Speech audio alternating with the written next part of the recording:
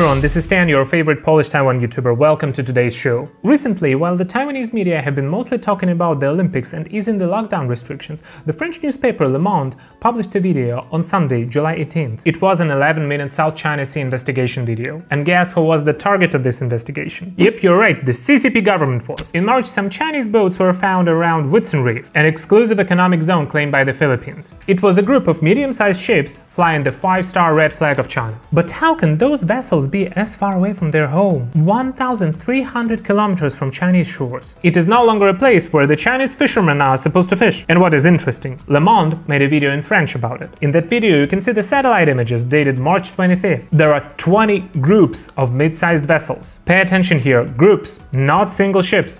And those fishing vessels are closely bound together.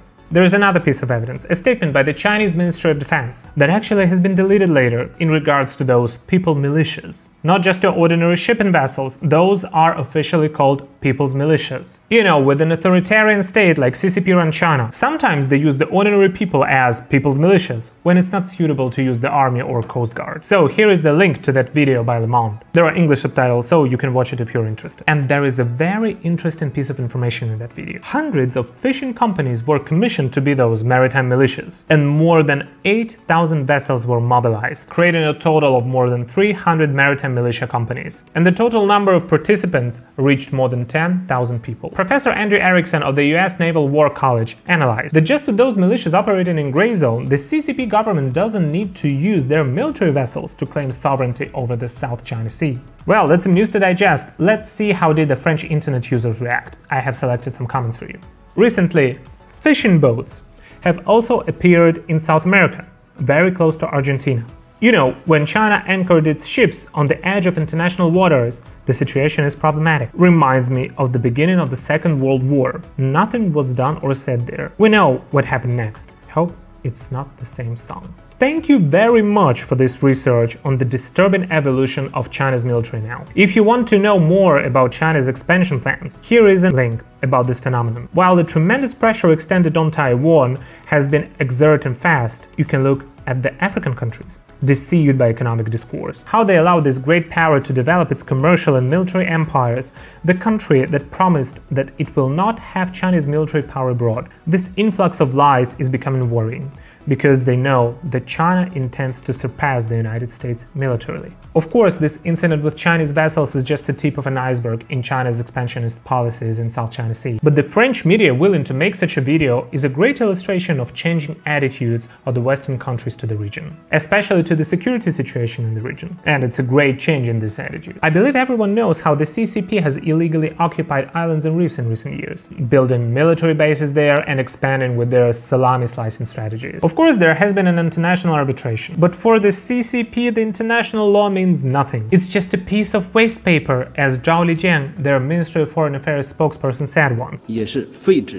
And it's interesting that the 70-year-old regime claims that those territories that are within the 9 dash lines have been Chinese since ancient time, and they're demanding sovereignty over more than 80% of the South China Sea. It actually is pretty ridiculous. It actually is same as with 中华民族, Chinese ethnicity. The concept that actually didn't exist until early 20th century. Before that, China was considered a territory where many different ethnicities lived. And 100 years ago, Lian Qichao created a concept of this new Chinese ethnicity, or 中华民族 in Mandarin. The goal of this concept was to unite different peoples living in China around one country. Probably those CCP officials have immersed themselves into Chinese literature too much. Or they're thinking of themselves as of Dragon King from the novel Journey to the West, and considered South China Sea their property. And of course, in 2014 they had guts to publish the following document. Position paper of the government of the People's Republic of China on the matter of jurisdiction in the South China Sea arbitration initiated by the Republic of the Philippines. China's activities in the South China Sea can be traced back to more than 2,000 years ago.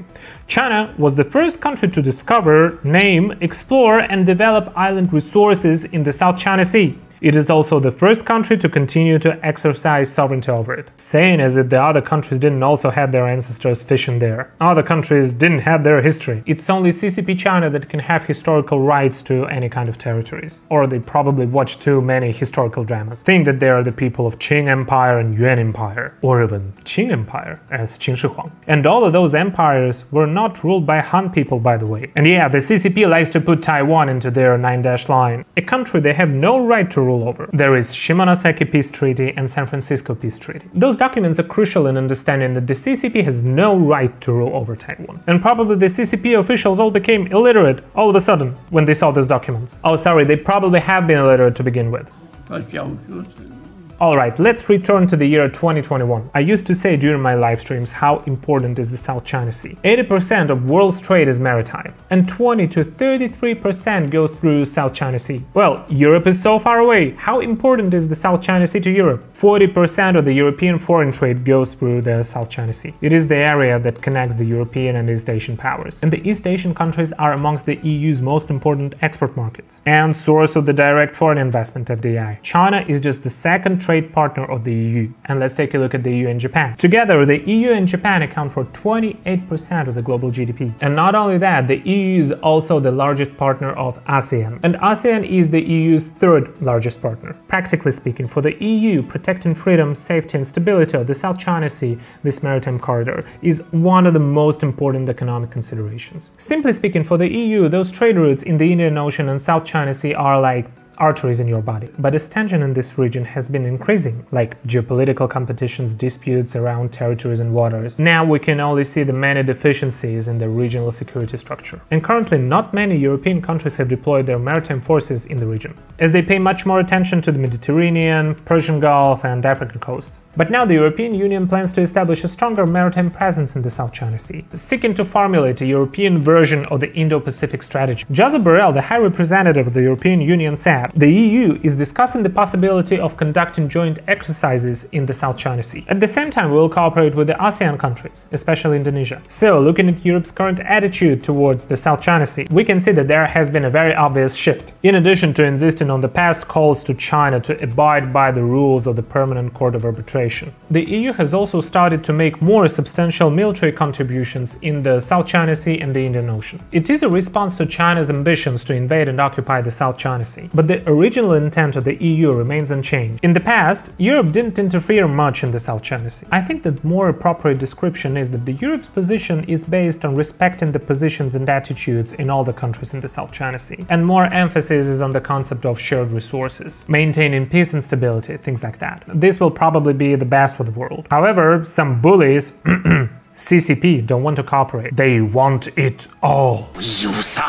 Therefore, now the EU also hopes to deepen the relationships with the countries in the region. Not only cooperating with them, but also assisting the United States, the Philippines, Australia, Indonesia, and their militaries is also very important. Only cooperation like that can help with maintaining regional peace and stability. Therefore, when Europe is facing the CCP's invasion and the occupation of the South China Sea, it's reasonable to change the behavior to more obvious pragmatic humanism. In addition to the interest of the EU and other European countries is the UK. For the regional stabilities, countries around the South China Sea region are required to make legal and political commitments. In particular, China needs to comply with the UN Convention on the Law of the Sea, and they also should consider the interests of their neighbors, not only their own selfish interests. But these foundations are built on the strategic partnerships with the other countries, membership in the ASEAN Regional Forum, and accession to the Treaty of Amity and Cooperation. The EU support the ASEAN-led development of the effective, substantive and legally binding codes of conduct. So next, I think that the EU's role in the Indo-Pacific and South China Sea will gradually increase. Therefore, we should keep on following with the issues related to the development and dynamics in this region. Thank you for watching. If you like the video, please press like, subscribe and share.